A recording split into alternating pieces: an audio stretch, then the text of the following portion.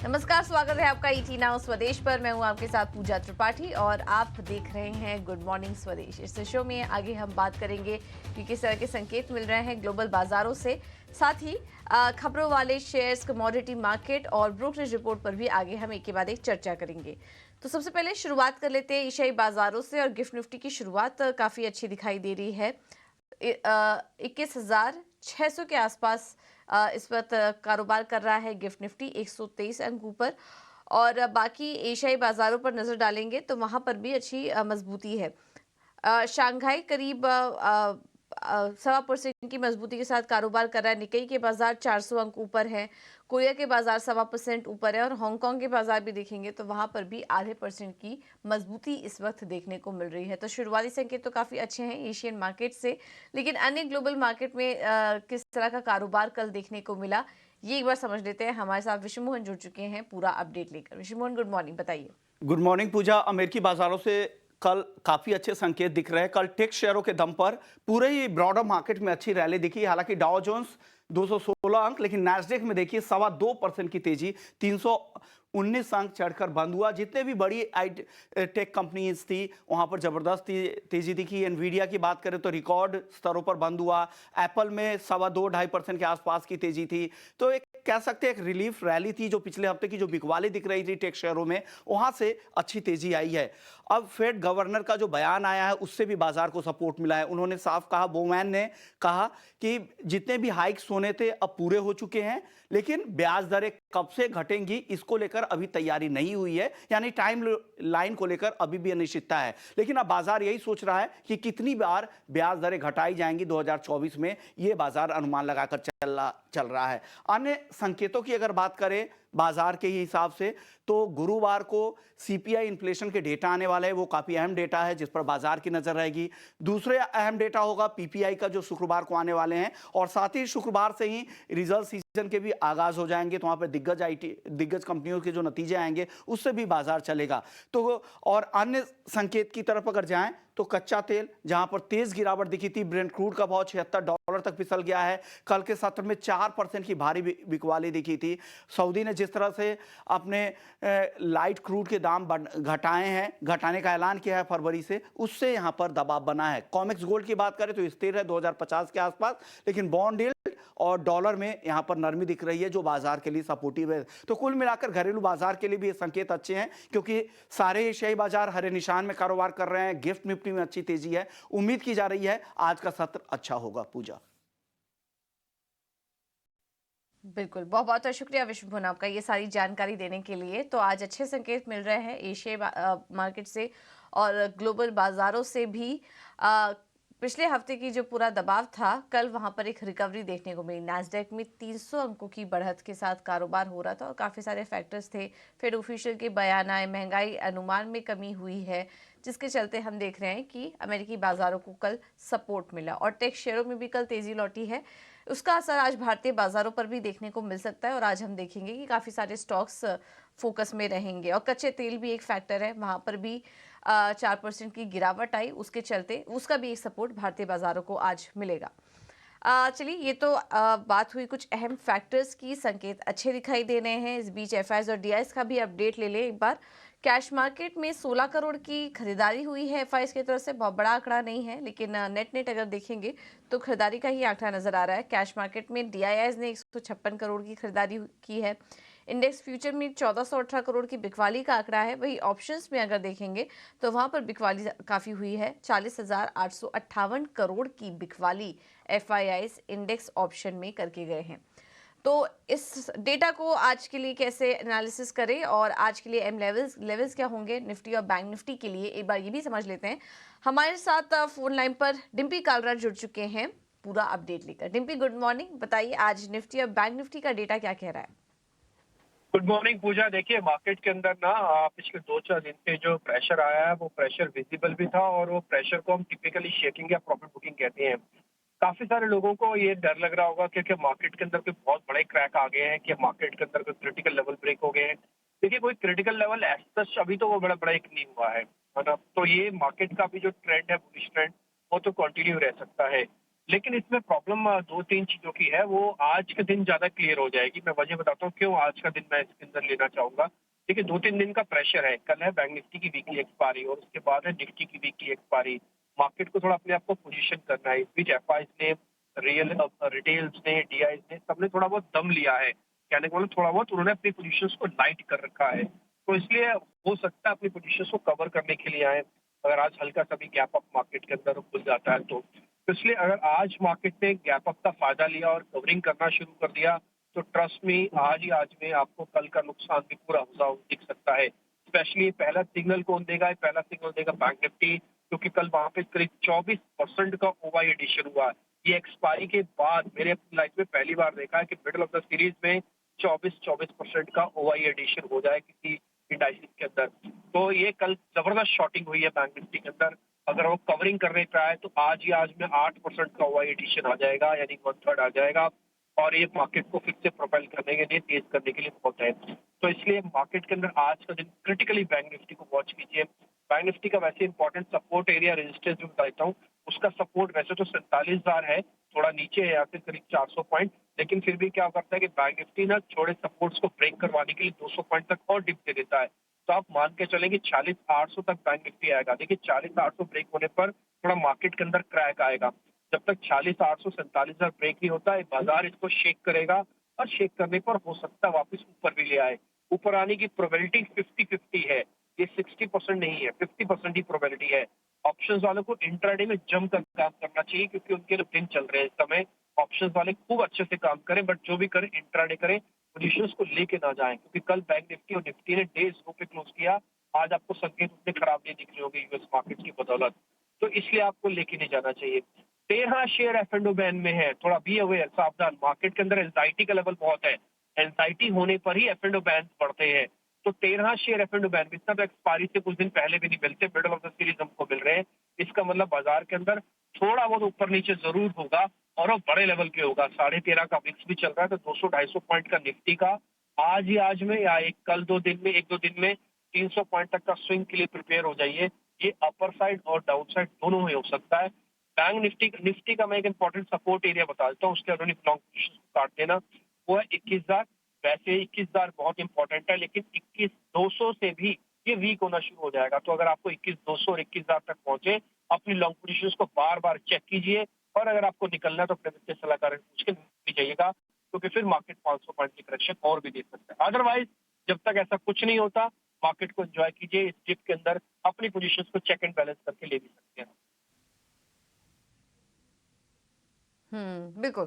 तो पोजीशन पर नज़र रखिए, लॉन्ग पोजीशन को पर नज़र रखिए इस वक्त, और ऑप्शन ट्रेडर्स इंट्राडे ही पोजीशन लेके जाएं। और इसके अलावा बाजार दोनों साइड के मूवमेंट इस वक्त दिखा सकता है।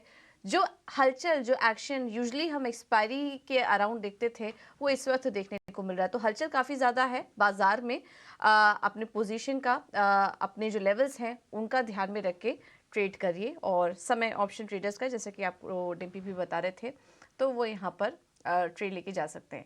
लेवल्स आपको बता दिए हैं, बैंक निफ्टी के लिए इंपॉर्टेंट सपोर्ट और रेजिस्टेंस लेवल, और निफ्टी के लिए भी इंपॉर्टेंट लेवल्स आपको बता दिए हैं। उसके अकॉर्डिंग आप अपना ट्रेड ले सकते हैं। चलिए अब आगे बढ़ते हैं, और हमारे साथ बाजार पर रणनीति देने के लिए एक और एक्सपर्ट जुड़ चुके हैं, आदित्य अग्रवाल इस वक्त हमारे साथ मौजूद हैं फोन लाइन पर। Aditya, thank you so much ET now स्वदेश को समय देने के लिए। मार्केट पर एक क्विक व्यू आपका, और इसके अलावा ट्रेड कहाँ पर देख रहे हैं आप? गुड मॉर्निंग पूजा, शो पे बुलाने के लिए शुक्रिया। बिल्कुल, मार्केट पे अगर हम चर्चा करें तो वीकनेस ज़रूर हमें देखने मिली है कल के दिन पे, और अच्छी खासी वीकनेस देखने मिली है, और उसके साथ वॉलेटिलिटी में भी हमने देखा है कि एक इजाफा हुआ है। और पूजा, अगर हम बात करें तो जनवरी महीना में, जनवरी मंथ यूजुअली वॉलेटाइल रहता है और मार्केट चॉपी रहता है, both sides, upside down side दोनों साइड में चॉपीनेस दिखाता है। 21,500 का बहुत इंपॉर्टेंट सपोर्ट है निफ्टी की। अगर हम बात करें तो अगर वो ब्रेक करके उसके नीचे सस्टेन करता है मार्केट, तो फिर हमें एक अच्छा खासा फॉल देखने मिलेगा। हालांकि गिफ्ट निफ्टी सजेस्ट कर रहा है कि एक वापस हम 100-110 पॉइंट की बढ़त के साथ गैप अप हो सकता है। इम्पॉर्टेंट रहेगा देखना कि वो गैप के ऊपर सस्टेन करता है क्या मार्केट। 21,600 650 के ऊपर अगर निफ्टी सस्टेन नहीं कर पाता है तो फिर वापस हमें हो सकता है सेकंड हाफ में थोड़ी प्रॉफिट बुकिंग देखने मिले। अगर उसके ऊपर सस्टेन करता है तो वापस मार्केट वो रेंज के अंदर ही प्ले कर रहा है पूजा, 21,800 ऊपर की तरफ और 21,500 नीचे की तरफ। तो ट्रेडर्स को ये दो लेवल बहुत क्लोजली मॉनिटर करना चाहिए। 21,500 जब तक ब्रेक नहीं करता है तब तक एग्रेसिव शॉर्टिंग ना करे, और 21,800 के ऊपर जब तक सस्टेन नहीं करता है मार्केट एग्रेसिव लॉन्ग भी ना करे। तो मैं सजेस्ट करूंगा ये रेंज के बीच में प्ले करे। और बैंक निफ्टी में जैसा कि डिम्पी भी थोड़े टाइम पहले कह रहे थे, अच्छी खासी हमें वीकनेस देखने मिल रही है। और अगर 47,000 जो कि एक बहुत इंपॉर्टेंट सपोर्ट रहेगा बैंक निफ्टी के लिए, अगर वो ब्रेक करता है तो फिर हमें और वीकनेस देखने मिलेगी बैंक निफ्टी पे। तो बैंक निफ्टी कमजोर दिखाई दे रहा है, लेकिन निफ्टी दायरे में रहेगा 21,500 से 21,800। इन लेवल्स को आप वॉच करिए ट्रेड के लिए और उसके अकॉर्डिंग अपने लॉन्ग और शॉर्ट पोजीशन लेके जाइए। आदित्य, इसके अलावा स्टॉक स्पेसिफिक रणनीति क्या अपनाएं आज? सो एक बाय और एक सेल रहेगा पूजा, क्योंकि मार्केट थोड़ा अनसर्टेन और वॉलेटाइल जरूर है। तो कमिंस बहुत ही शानदार लग रहा है, ऐसे वीक मार्केट में भी हायर हाई हायर लोज बनाते जा रहे हैं। तो कमिंस इंडिया में बाइंग करे, करंट लेवल्स पे टारगेट रहेगा 2110 का और स्टॉप लॉस लगा है 1945 का, 1945 का। मारुति थोड़ा वीक लग रहा है। सारे ऑटो स्टॉक्स में थोड़ी कमजोरी देखने मिली है हमें। मारुति में एक फ्रेश ब्रेकडाउन भी है हेड एंड शोल्डर्स पैटर्न से, तो सेलिंग कर सकते हैं मारुति में। नीचे में टारगेट रहेगा 9945 का, 99 से 50 का, और ऊपर में स्टॉप लॉस लगाए 9600 का टारगेट रहेगा, और ऊपर में स्टॉप लॉस लगाए 10,100 का। ठीक है, तो मारुति सुजुकी में बिकवाली करने की सलाह है आदित्य की तरफ से। चलिए आगे बढ़ते हैं और अब बात करते हैं खबरों वाले शेयर्स की, और क्वार्टरली अपडेट्स भी इस बीच काफ़ी सारे आ रहे हैं। शरद हमारे साथ जुड़ चुके मुंबई स्टूडियो से पूरा अपडेट लेकर। शरद, पहले तो Q3 बिजनेस अपडेट बताइए। अपडेट्स में जो है टाटा मोटर्स के JLR के आंकड़े आए थे, और यहाँ पे देखें तो यहाँ पे कह सकते हैं थोड़ी सी जो है इनलाइन रही है, लेकिन थोड़ी सी एस्टिमेट से कम आई है। लेकिन ओवरऑल देखें तो होलसेल नंबर्स, रिटेल नंबर्स दोनों में जो है 20% से ज़्यादा का ग्रोथ जो है ईयर ऑन ईयर बेसिस पे देखने मिला। और अगर रिटेल वॉल्यूम्स की बात करें तो सारे रीजन्स में जो है एक अच्छी ग्रोथ देखने मिली है। तो इनलाइन ऑलमोस्ट लार्जली आप कह सकते हैं ये नंबर्स आए हैं टाटा मोटर्स के JLR के, और एक्सपेक्टेड है कि आगे जाते हुए जो है वो फ्री कैश फ्लो का जो उन्होंने स्टेटमेंट है वो नहीं दिया है, तो ये एक इंपॉर्टेंट बात रहेगा। Metropolis health care largely inline set of numbers आए हैं। कोर बिजनेस में 12% का ईयर ऑन ईयर बेसिस पे ग्रोथ आया है, और अगर देखें तो यहाँ पे वॉल्यूम लेड ग्रोथ देखने मिली है। ओवरऑल जो है उन्होंने जो आपके जो वेलनेस सेगमेंट है और B2C सेगमेंट है यहाँ पे अच्छी परफॉर्मेंस देखने मिली है, लेकिन मार्जिन्स में थोड़ी दबाव ज़रूर आई है, स्पेशली जो चेन्नई तमिलनाडु की मार्केट है वहाँ को लेके। But overall inline set of numbers कहेंगे। लेकिन आगे जाते हुए हमारे चैनल चेक सजेस्ट कर रहे हैं कि यहाँ पे जो है अपने नॉन कोविड पोर्टफोलियो में वो प्राइस हाइक ले सकते हैं, और उसके कारण भी जो है आपके डायग्नोस्टिक स्टॉक्स में तेज़ी लास्ट मंथ हमने देखी थी। तीसरा स्टॉक रहेगा IRB इंफ्रा का। टोल्ड नंबर्स बहुत स्ट्रॉन्ग आए हैं, 26% का जो है overall year on year basis पे जो है ग्रोथ देखने मिला है। इंपॉर्टेंटली मैं बताऊं कि हमारे चैनल चेक के हिसाब से फोर्थ क्वार्टर में एक टोल रिवीजन भी हो सकता है। तो इन दोनों स्टॉक्स मेट्रोपोलिस और आपके IRB इंफ्रा को ज़रूर ट्रैक करिएगा फ्यूचर में भी। अब बात करते हैं इंपॉर्टेंटली जो Q3 अपडेट्स कंप्लीट हो चुके हैं पूजा। बिल्कुल, तो ये हैं क्वार्टरली अपडेट्स। इसके अलावा शायद खबरों वाले शेयर्स भी बताइए। बजाज ऑटो सबसे इम्पोर्टेंट रहने वाला है। आज बोर्ड ने जो है 4,000 करोड़ की इम्पोर्टेंट बाईबैक की मंजूरी दे दी है। बाईबैक प्राइस अगर बात करें तो वो जो है लगभग 10,000 रुपये प्रति शेयर का, यानी कि करंट मार्केट प्रीमियम से 43% प्रीमियम ज़्यादा है। एंड ऑफकोर्स अगर प्रीमियम ज़्यादा है तो एक्सेप्टेंस रेशियो जो है वो भी अब कम हो सकती है अगर आप इनके शेयर होल्डर हैं तो यहाँ पे ज़रूर आप जो है इसको ट्रैक करिएगा बजाज ऑटो को।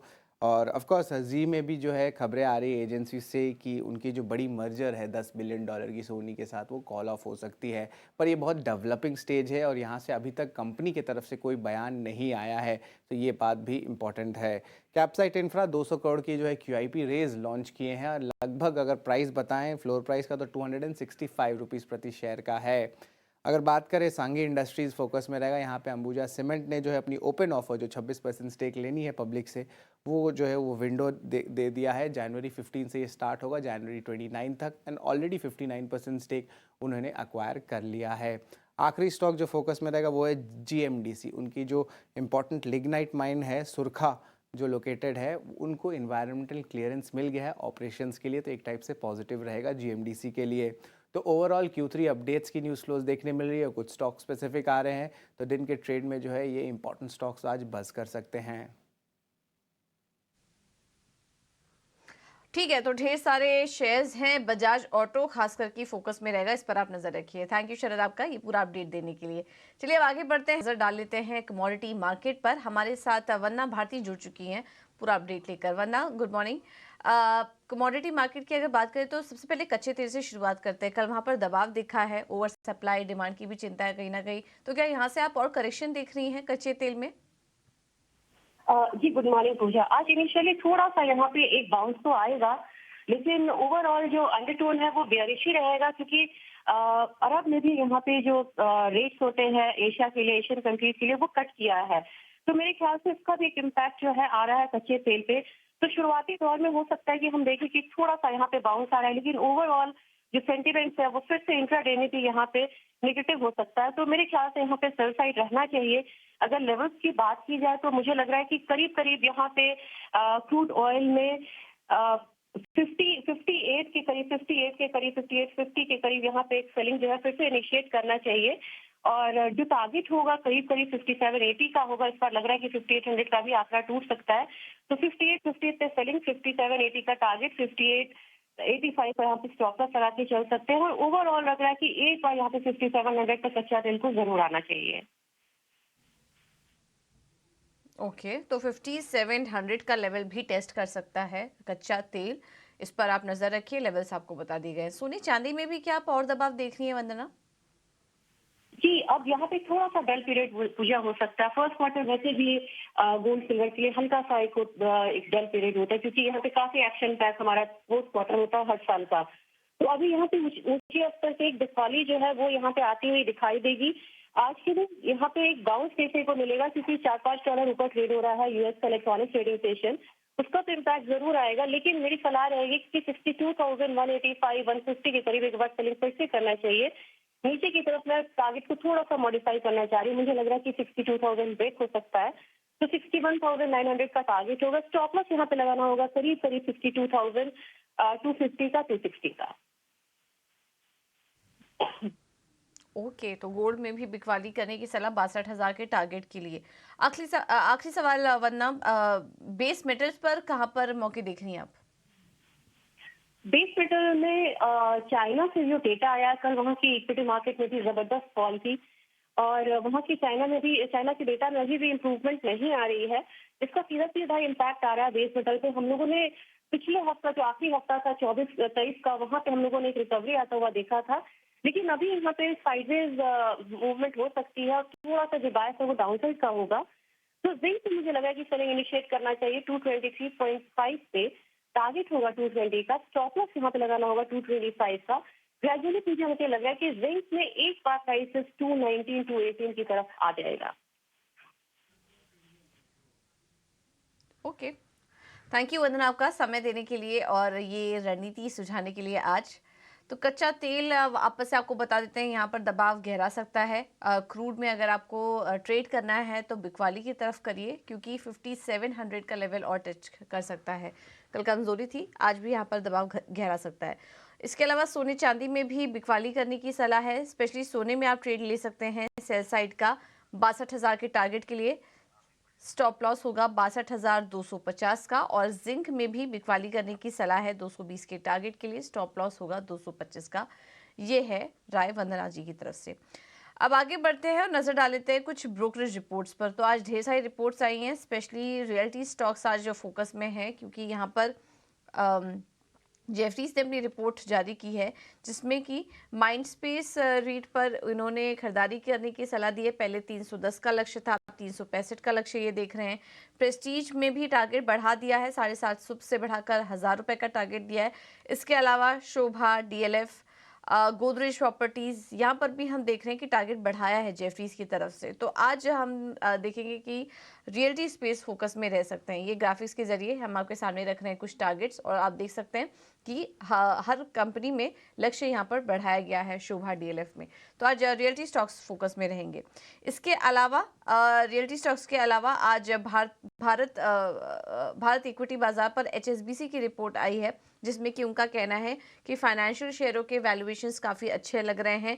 ऑटो, रिटेल, रियल्टी और टेलीकॉम शेयर भी पसंद हैं। चुनिंदा बैंक, हेल्थ केयर और एनर्जी शेयर भी अच्छे लग रहे हैं, और एफआईएस की वापसी की भी बात की जा रही है। तो ये एक पॉजिटिव रिपोर्ट इंडिया स्ट्रैटेजी पर एचएसबीसी की तरफ से। इसके अलावा मॉर्गन स्टैनली का क्वार्टरली बिजनेस अपडेट पर एक व्यू आया है, जिसमें कि उनका कहना है कि मार्जिन बढ़ने से कंपनियों का मुनाफा बढ़ा, घरेलू सेक्टर के दम पर अच्छी ग्रोथ देखने को मिली, फाइनेंशियल, कंज्यूमर और डिस्क्रिशनरी पसंद आ रहे हैं, विदेशी बाजार से जुड़े जो शेयर्स हैं, एक्सपोर्ट मार्केट से जुड़े जो शेयर्स हैं, उनसे फिलहाल दूर रहें, डोमेस्टिक मार्केट इस पर ज़्यादा बेहतर नज़र आ रहे हैं। इसके अलावा जी सोनी के खबर पर एमके ने अपनी रिपोर्ट जारी की है। रिपोर्ट के मुताबिक जी सोनी मर्जर डील रद्द हो सकती है।